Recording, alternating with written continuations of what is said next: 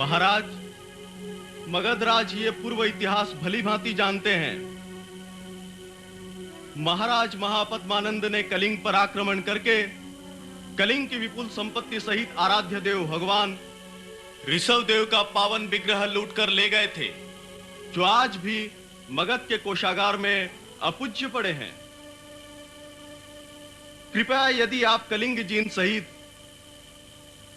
वो समस्त संपत्ति हमें लौटा देंगे तो कलिंग राष्ट्र, जो कि आज एक विशाल शक्ति के रूप में स्वीकारा जा रहा है, सदा सर्वदा के लिए मगध का मित्र राष्ट्र बन जाएगा।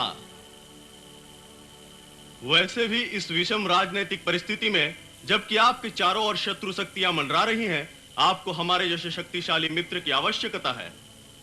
सम्राट खारवेल।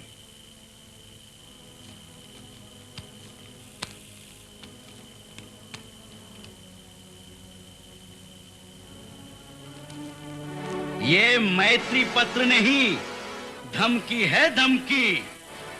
कल तक जो हमारे दास थे, दीनों की भांति पूंछ हिलाते थे, आज गर्भोक्ति कर रहे हैं। कह देना अपने राजा से, हम किसी की दया पर निर्भर नहीं करते हैं। टूट जाएंगे परंतु झुकेंगे नहीं। जाओ।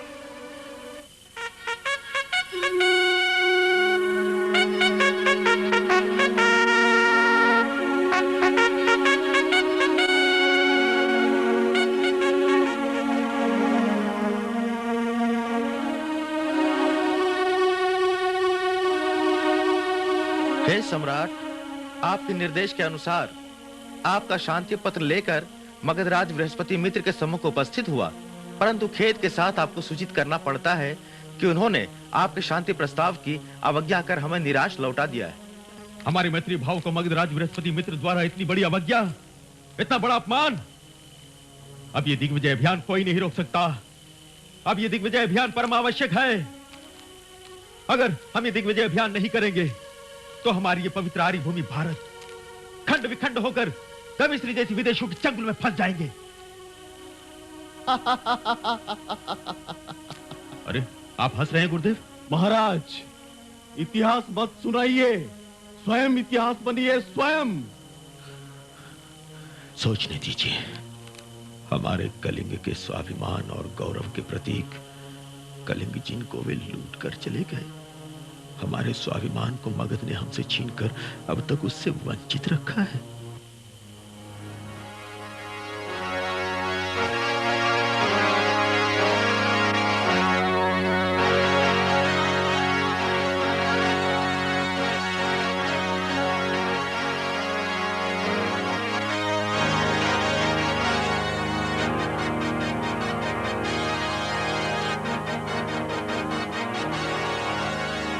महाराज मगधपति महापद्मानंद की जय।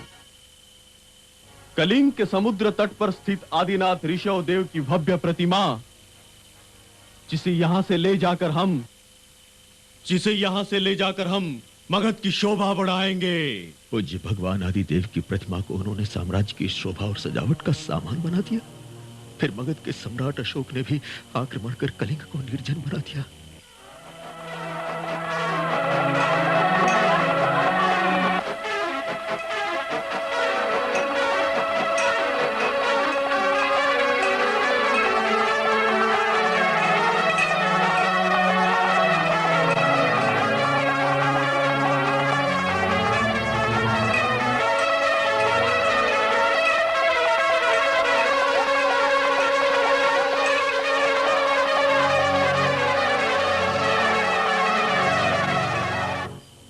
युद्ध तो अब अवश्य भावी है, किंतु क्या मुझे भी चंडाशोक की बर्बरता और क्रूरता का मार्ग अपनाना होगा? नहीं, कदापि नहीं। प्रतिशोध तो किसी सम्राट का राष्ट्र धर्म नहीं है। मैं इस धर्म युद्ध को प्रतिशोध का कलंक नहीं लगने दूंगा। प्रजा तो प्रजा है, हमारे राज्य के हो या शत्रु के।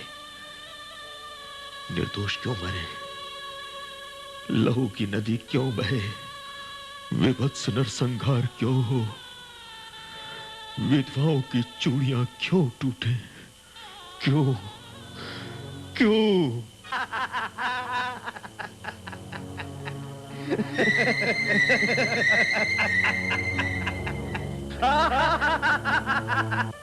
छी, धिक्कार है तुम्हारे शौर्य पर।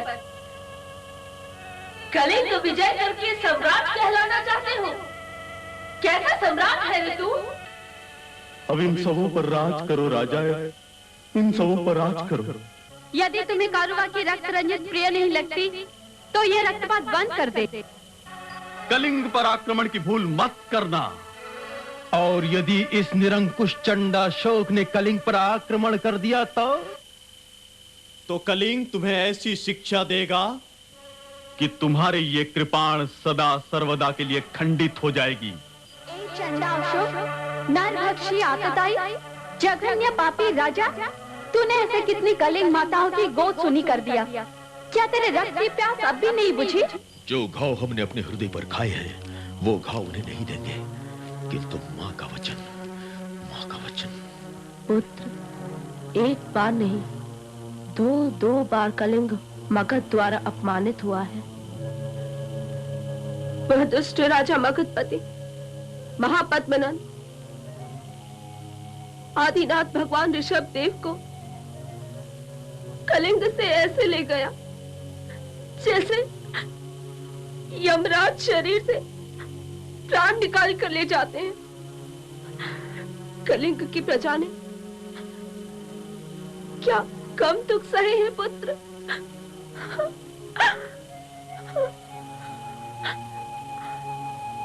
आज कलिंग की प्रजा तुम्हारे पिता से यह प्रश्न करती है, कलिंग की आत्म गौरव को कब लौटाओगे?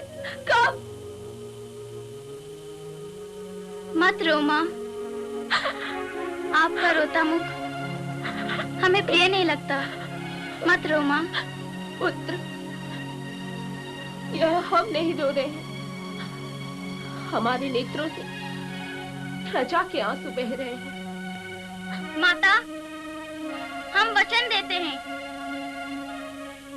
कलिंग का अपमान का बदला हम लेंगे।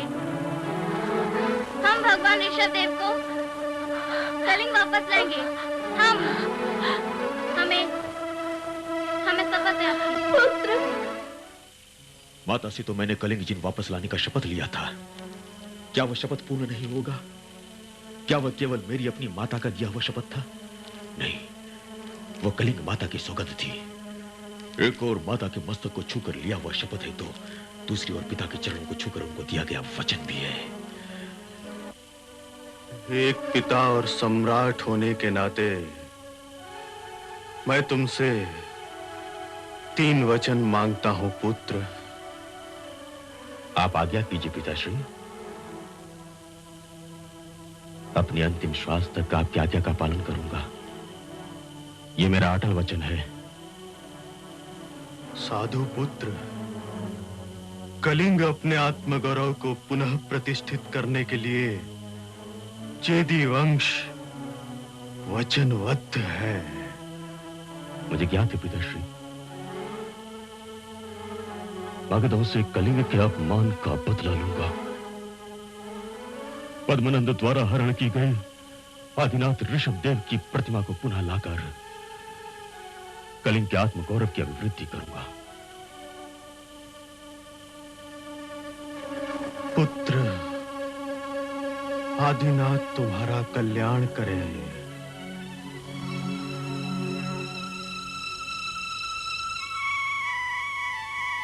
दूसरी आज्ञा पिताश्री।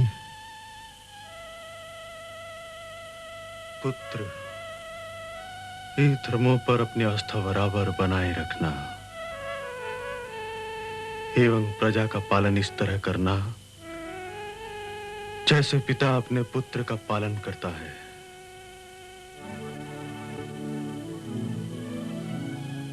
ये तो चेदीवंश का निजी कर्तव्य है पिताश्री, मैं अवश्य पालन करूंगा।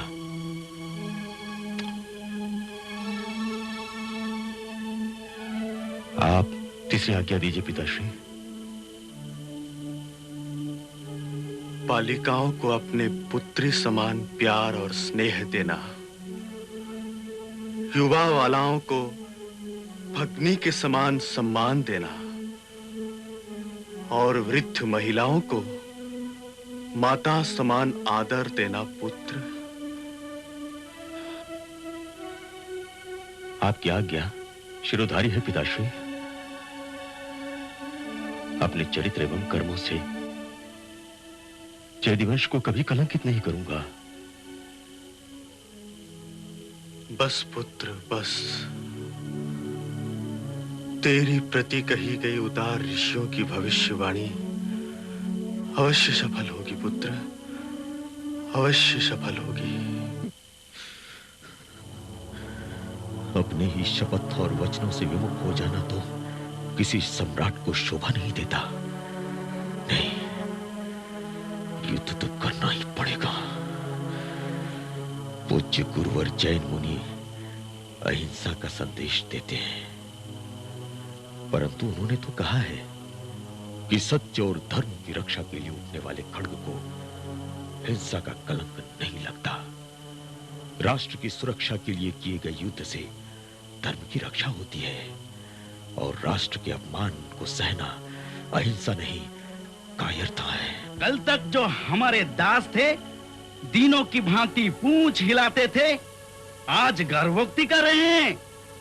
कह देना अपने राजा से, हम किसी के दया पर निर्भर नहीं करते हैं। टूट जाएंगे परंतु झुकेंगे नहीं। शांति संदेश का अपमान मानवता का अपमान है, वसुंधरा का अपमान है, हम धरती के वीर पुत्रों का अपमान है। महाभारत, महाभारत अब तो इतिहास की पुनरावृत्ति अवश्यम भावी है, अवश्यम भावी। अपने शांति प्रस्ताव के अपमान के बाद भगवान श्री कृष्ण ने क्या किया था, अब तो वही होगा, धर्मयुद्ध। धर्मयुद्ध, मुझे कलिंग के कड़कड़ की सौगंध है। धर्मयुद्ध। सम्राट खारवेल क्या अपने शांति प्रस्ताव के बाद हाथ पर हाथ धरे बैठेंगे? इससे पूर्व कि वो सैन्य बल का प्रयोग करे, हमें युद्ध की तैयारी करनी चाहिए और इस योजना की सूचना अपने मित्र राष्ट्रों को हमें दे देनी चाहिए। मित्रों, युद्ध के तैयारी की आपका यह प्रस्ताव स्वागत के योग्य है। हम अपने दूतों को भेजकर मित्र राष्ट्रों को इसकी सूचना आज ही देते हैं। अपने गुप्तचरों को भेजकर कलिंग के सैन्य बल की गुप्त सूचना शीघ्र प्राप्त करें।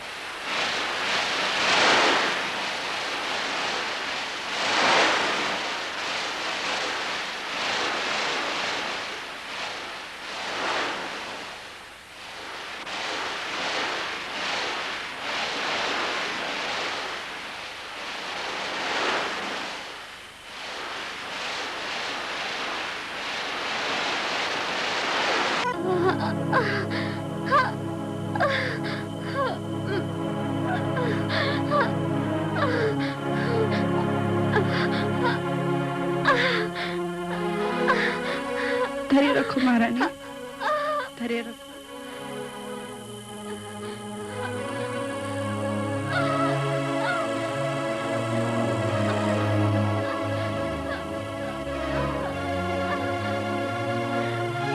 बस बस, सब ठीक हो जाएगा।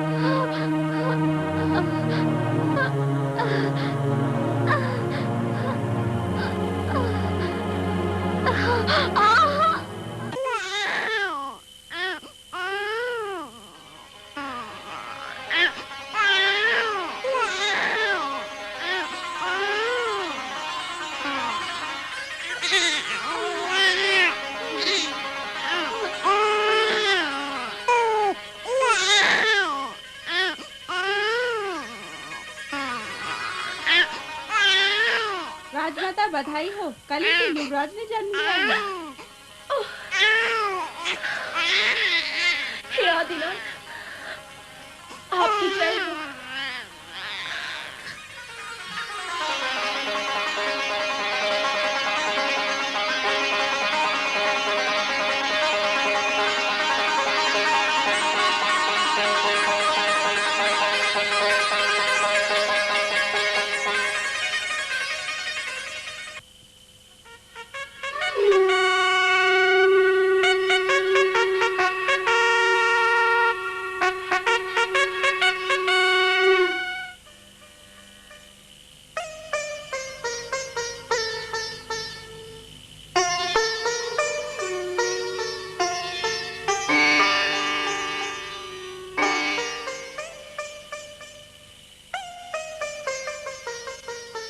यह राजपुत्र कलिंग की राज्य भूमि पर कंदर्प की तरह खिलेगा, अतः इनका शुभ नाम कंदर्प श्री रखना उचित होगा।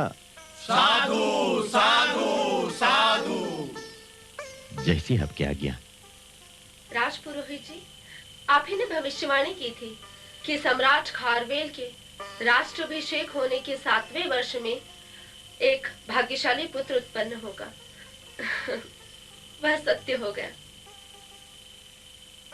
तब तो दूसरी भविष्यवाणी भी अवश्य सत्य साबित होगी। आदिनाथ कलिंग जिनको मगध से कलिंग लाने का श्रेय सम्राट खारवेल को अवश्य प्राप्त होगा। यदि सम्राट आज्ञा दें तो महाराज के राज्यासन पर बैठने के पश्चात कलिंग को जो गौरव प्राप्त हुआ उसे उपस्थित प्रजाजनों को सूचित कर दिया जाए। राजगुरु के प्रस्ताव की आज्ञा है। जैसा कि आप सब जानते हैं, सम्राट के राज्यासन पर बैठने के पूर्व ही समूचा कलिंग भीषण झंझावात के कारण ध्वस्त हो गया था, किंतु राज्यासन पर बैठते ही सम्राट ने संपूर्ण राजस्व समाप्त किए। किंतु दूसरे ही वर्ष सातवाहन नरेश सातकर्णी से युद्ध करना पड़ा। इस युद्ध के कारण हमारी सैन्य शक्ति सुदृढ़ बनी। उसी के परिणाम स्वरूप सातकर्णी की मृत्यु के तुरंत पश्चात उनकी विधवा रानी नैनिका ने मित्र राष्ट्रों के साथ हम पर आक्रमण कर दिया और 6 माह तक घमासान युद्ध के पश्चात राजत्व के चौथे वर्ष में विजय श्री प्राप्त करके समूचे महाराष्ट्र और दक्षिणापथ पर विजय प्राप्त किया। वहीं महारथी और भोजक का पराभव हुआ। इससे कलिंग की शक्ति का शंखनाद संपूर्ण भारत भूमि में गूंजी है और राजत्व के 7वें वर्ष में कलिंग राज्य को राजकुमार कंदर्प श्री की प्राप्ति हुई है। राजकुमार कंदर्प श्री की जय, महाराज खारवेल की जय, जय कलिंग की जय।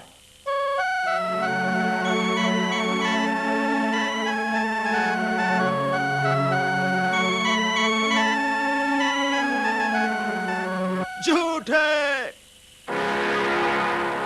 ये झूठ है, ये सरासर झूठ है महाराज, ये झूठ है। खबरदार, आगे बढ़े तो मस्तक नीचे गिरा दूंगा। नहीं, उसे कहने दो। सम्राट जनवाणी को नहीं रोकते। कहो, खुलकर कहो। महाराज, सातवाहन विजय से कलिंग का गौरव नहीं बढ़ेगा। कलिंग का गौरव उसी दिन बढ़ेगा जिस दिन मगध से कलिंग के अपमान का बदला लिया जाएगा। और तब तक ये जय जयकार झूठ है, झूठ है। कहिए सम्राट, कब लाएंगे आदिनाथ? कब मगध से कलिंग के अपमान का बदला लेंगे? कब कब?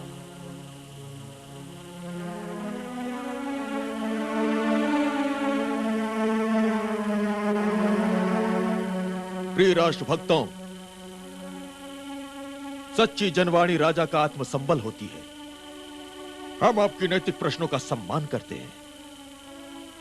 हम अहिंसक सम्राट हैं, लेकिन यदि कलिंग के चुराए हुए धरोहर को वापस लाने के लिए हमें मगध पर आक्रमण करना पड़ा तो हम अवश्य करेंगे।